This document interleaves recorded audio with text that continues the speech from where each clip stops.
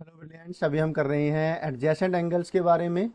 Adjacent angles क्या होते हैं, लीनियर पेयर के बारे में, और उनके बीच में डिफरेंस क्या है। ज़्यादातर जो पार्ट होगा वो एडजेसेंट एंगल्स के बारे में होगा। आपको ये समझना होगा कि एडजेसेंट एंगल्स होते क्या है और ये किस प्रकार से आप पता लगा सकते हैं। ये चीज़ आप इस वीडियो में समझेंगे। उसके बाद आप समझेंगे कि एडजेसेंट एंगल्स और लीनियर पेयर में क्या फ़र्क है। वो चीज़ समझ में आने के बाद आपको जो कन्फ्यूजन है वो ख़त्म हो जाएगा। तो चलिए करते हैं, let us do.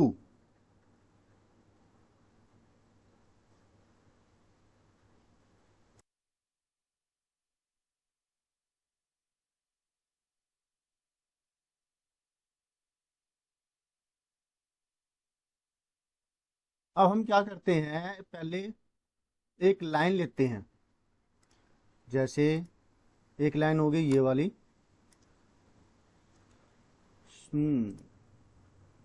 Straight line, ऐसे एक लाइन ले ली हमने।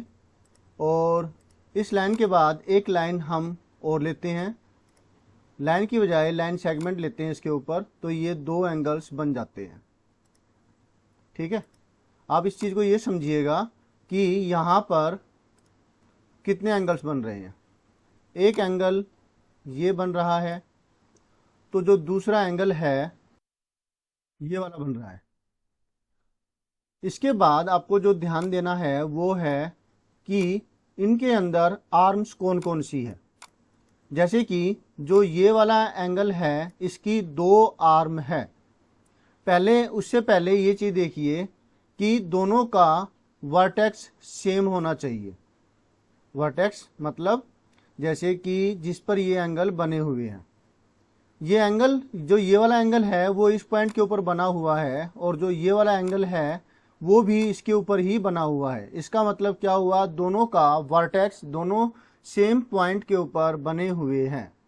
तो एक जो चीज़ हुई वो है वर्टेक्स, जो आपको ध्यान देना है कि दोनों का वर्टेक्स सेम होना चाहिए। ठीक है, फर्स्ट पॉइंट। सेकंड जो पॉइंट आपको ध्यान देना है वो है कि इनकी आर्म एक कॉमन आनी चाहिए। एंगल्स दो आर्म से मिलके बनता है, तो यहाँ पर दो आर्म वो कौन कौन सी है। इस एंगल के लिए एक आर्म ये है और एक आर्म ये है। दो आर्म से मिलकर के जो ये वाला एंगल है वो इस पॉइंट के ऊपर बना है। नेक्स्ट जो चीज़ आपको ध्यान देनी है कि दूसरे एंगल के अंदर भी दो आर्म है। वो कौन कौन सी है, एक आर्म ये है और एक आर्म ये है, और ये दोनों भी इस पॉइंट के ऊपर बनी हुई है। अब इन दोनों ही एंगलों में एक आर्म जो कि कॉमन आ रही है वो ये वाली है। ये वाली आर्म दोनों ही एंगलों में आ रही है, राइट। अब जब ये दोनों एंगलों में ये आर्म कॉमन आ रही है, तो ये एक और जो चीज़ है जो आपको ध्यान देनी है एडजेसेंट एंगल के केस में, कि एक आर्म दोनों में कॉमन आनी चाहिए वर्टेक्स कॉमन आने के बाद। तो दूसरी जो चीज़ हम यहाँ लिख सकते हैं वो लिखते हैं कि कॉमन आर्म। सेकंड पॉइंट जो आपको कंसिडर करना है, अगर ऐसा नहीं है तो इसका मतलब कि कुछ कमी है, और फिर वो कमी आपको देखनी है। ठीक है, कॉमन आर्म हो गया। अब नेक्स्ट जो थिंग है वो आपको ये देखनी है, जो अनकॉमन आर्म है। अनकॉमन आर्म कौन सी हुई, अरे बाप रे ये क्या हुआ, ये तो मगरमच्छ आ गया। थोड़ा सा ध्यान से, ये इसलिए आया है कि आप ध्यान से पढ़ रहे हैं या नहीं, इस चीज़ का ध्यान देने के लिए। तो ध्यान से पढ़िए तो ये चला जाएगा, कंसंट्रेशन से पढ़ रहे हैं ना। ओके, ये आपको ही देख रहा है। चलो इसको भेजते हैं वापसी, ताकि आप अपना काम अच्छे से कर सकें। गया वो। तो दूसरी चीज़ अब लिखते हैं। अब जो तीसरी चीज़ ध्यान देने वाली है वो ये है कि अनकॉमन आर्म। अनकॉमन आर्म कौन कौन सी हुई, जो दो एरो लगी हुई है ये तो कॉमन आर्म है जो दोनों तरफ आ रही है, और जो बाकी की दो जो आर्म अनकॉमन है, एक तो ये है और एक ये है, ये कॉमन आर्म के दोनों तरफ होनी चाहिए, एक ही साइड में बिल्कुल भी ना हो। इस चीज़ की तरफ ध्यान दीजिएगा। तो जो ये वाली आर्म है ये इस तरफ है, और जो ये वाली आर्म है वो इस तरफ है, अपोजिट डायरेक्शन में है ना। इसी तरीके से अगर ये इसको फिगर को उल्टा दें तो ये क्या होगा, ये जैसे अभी लेफ्ट राइट आ रही है तो वो टॉप एंड बॉटम की तरफ आ सकती है, या फिर कोई और, मतलब एक डायरेक्शन में नहीं होगी, उसकी दोनों तरफ होगी। क्लियर है ना। जैसे इसको उल्टा देते हैं पिक्चर को तो फिर क्या होगा, ये वाली इसको उल्टा दें, ये ऐसे भी हो सकती है, ऐसे भी हो सकती है, नहीं कैसे भी ये फिगर हो, चाहे ऐसे हो चाहे ऐसे हो चाहे कैसे हो। जब ऐसे करेंगे तो आपको ये ध्यान देना है कि अभी भी ये वाली जो आर्म है लेफ्ट साइड में इस तरफ है और ये नीचे की तरफ हो जाएगी। थोड़ी सी और घुमाएंगे तो ये फिगर ऐसे भी आ सकती है, क्योंकि आपको कंफ्यूज करने के लिए ऐसा देंगे कि वो इस तरफ हो जाएगी और वो इस तरफ हो जाएगी। ठीक है। और थोड़ी सी और अगर उल्टा दे तो ये बिल्कुल ही एक ऊपर की तरफ होगी और एक नीचे की तरफ हो गई। तो ये चीज आपको ध्यान देनी है। Right, good. तो अगर ये तीनों चीजें होती है तो फिर जो आपकी फिगर है वो जो दो एंगल दे रखे हैं वो एडजेसेंट होंगे। तो ये तीन चीजें आपको ध्यान देनी है। होप सो आपको अच्छे समझ में आ गया होगा। एक, कॉमन वर्टेक्स होना चाहिए। दो, एक कॉमन आर्म होनी चाहिए। तीन, जो अनकॉमन आर्म है वो कॉमन आर्म के दोनों तरफ होनी चाहिए। अच्छा, अब इतना होने के बाद आप ये देखिए कि इसके अंदर हम कोई और एग्जांपल लेकर के देखते हैं। जैसे कि एक ये लाइन सेगमेंट हमने ले लिया। अब स्ट्रेट लेते ही नहीं, अब रफ जो फिगर है वो ड्रॉ करके देखते हैं। जैसे मैंने ये लाइन ड्रॉ करी, लाइन क्या, एक लाइन सेगमेंट और एक ये, एक एंगल हो गया। इसी के बीच में मैं एक एंगल और ले लेता हूं, जैसे ये वाली ले लेता हूं, या फिर आप इसको ऐसे ले सकते हैं, कहीं पर भी ले सकते हैं। तो वे सारे के सारे एंगल्स एडजेसेंट होंगे अगर जो तीन कंडीशनें सेटिस्फाई होती है तो। जैसे यहां पर एक एंगल है वो है ये वाला, ठीक है, और एक एंगल है वो है ये वाला। तो इसके अंदर भी कॉमन वर्टेक्स है। दूसरा, इन दोनों एंगलों के अंदर एक कॉमन आर्म है। कॉमन आर्म ये वाली है जो कि इस एंगल की भी है और इस एंगल की भी है।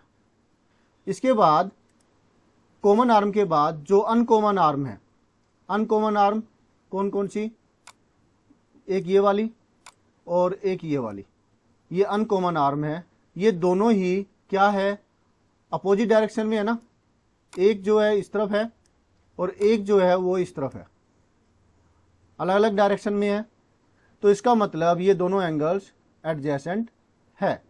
लेकिन अगर मैं ये वाला एंगल ना लेकर के एंगल मैं लेता हूं ये वाला,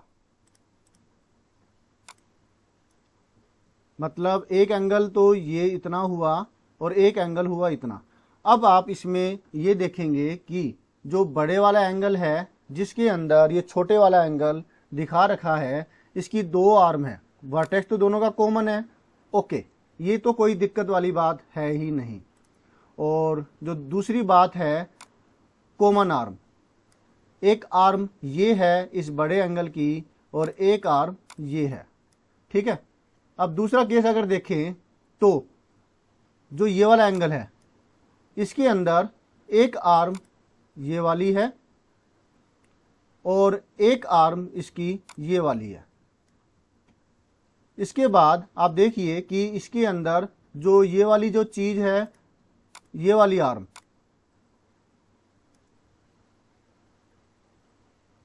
ये वाली आर्म दोनों के अंदर, यस, दोनों ही एंगलों में आ रही है। इसका मतलब कि ये हुई कॉमन आर्म। लेकिन जो बाकी की जो दो आर्म बच गई, जो ये वाली है एक तो और एक ये वाली है, ये दोनों की दोनों आर्म क्या है, इसकी एक ही डायरेक्शन में नहीं है ना, दोनों ही इसके लेफ्ट साइड में है। ये वाली आर्म भी और ये वाली आर्म भी, ये भी इसी डायरेक्शन में है। दोनों ही अपोजिट डायरेक्शन में है या सेम डायरेक्शन में, आप बताइए। दोनों ही सेम डायरेक्शन में है, जिसका मतलब कि ये एंगल्स एडजेसेंट नहीं है। तो ये वाले एंगल्स भी अगर लें या फिर हम इसको ये वाला केस ले ले कि जैसे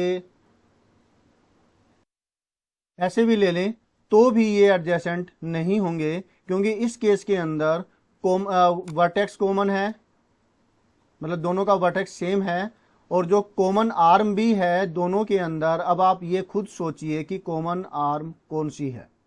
कॉमन आर्म इसकी और इसकी, ये वाली है, राइट।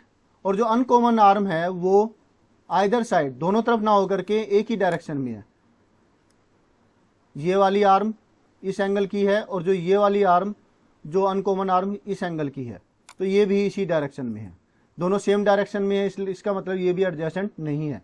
तो एडजेसेंट होंगे तो सिर्फ उस केस में होंगे जो हमने बनाया, मतलब अगर ये वाला एंगल और ये वाला एंगल इस तरीके से। होप सो आपको एडजेसेंट एंगल अच्छे से समझ में आ गया होगा कि क्या केस है।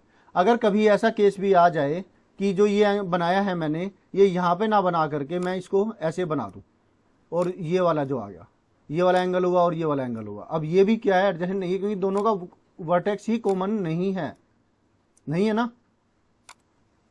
एक ही वर्टेक्स के ऊपर दोनों एंगल नहीं बने हुए। तो ये चीजें हैं जो आपको ध्यान देनी है। अब बात आती है कि इन दोनों में डिफरेंस क्या है।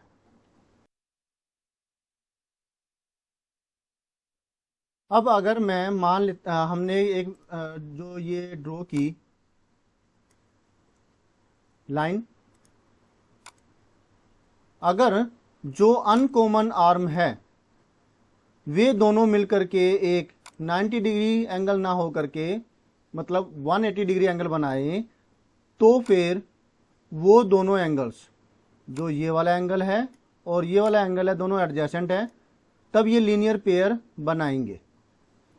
क्लियर है। अनकॉमन आर्म कौन कौन सी है इन दो एंगलों के अंदर, इस एंगल में और इस एंगल में, एक तो ये है अनकॉमन आर्म और एक ये वाली है, राइट। तो ये दोनों एंगल मिल करके इनकी जो अनकॉमन आर्म है वो दोनों मिलकर के एक स्ट्रेट लाइन बना रही है, जिसका मतलब कि ये 180 डिग्री है इन दोनों एंगलों का जोड़। तो ये एडजेसेंट एंगल्स क्या होंगे, ये एडजेसेंट एंगल्स लीनियर पेयर भी होंगे। लेकिन अगर ऐसा ना हो करके क्या हो, जैसे ये वाला है, एक जो अनकॉमन आर्म ये वाले लेते हैं और एक ये, और ये ऐसे ड्रॉ कर दी। अब आप ये देखेंगे कि इसके अंदर एक एंगल ये है और एक एंगल ये है। कॉमन आर्म तो इसके अंदर ये वाली हो गई, और जो अनकॉमन आर्म है वो हो गई ये वाली और ये वाली। इन दोनों को जोड़ने पर, इन दोनों एंगलों को, जो दोनों आर्म को से जो एंगल बन रहा है ज्वाइन करने पर, वो एंगल ये वाला है, जो कि 180 डिग्री नहीं बना रहे, और ये दोनों जो कॉमन अनकॉमन आर्म है दोनों मिलकर के एक स्ट्रेट लाइन भी नहीं बना रही, क्योंकि मुड़ गई है, ये देखो मुड़ गई ना। इसका मतलब कि ये एडजेसेंट एंगल्स तो है लेकिन लीनियर पेयर नहीं बना रहे। मतलब एडजेसेंट एंगल्स लीनियर पेयर बना सकते हैं, जरूरी नहीं कि बनाएंगे ही, लेकिन अगर लीनियर पेयर इस तरीके से आते हैं, जैसे कि एक जो लाइन है वो स्ट्रेट हो गई, ये रफली ड्रॉ हो रही है ना, इसलिए आप बस समझ जाइए, एक तो ये लाइन हो गई, और इसके अंदर अगर मैं एक ऐसी एक रे और ले लूं, तो जो ये दो एंगल्स हैं दोनों लीनियर पेयर बना रहे हैं, दोनों को जोड़ करके एक 180 डिग्री एंगल बन रहा है। तो इसके केस में ये लीनियर पेयर तो है ही, दोनों एंगल्स लीनियर पेयर तो है ही, साथ में ये एडजेसेंट भी होंगे। लेकिन इस केस में ऐसा नहीं होता।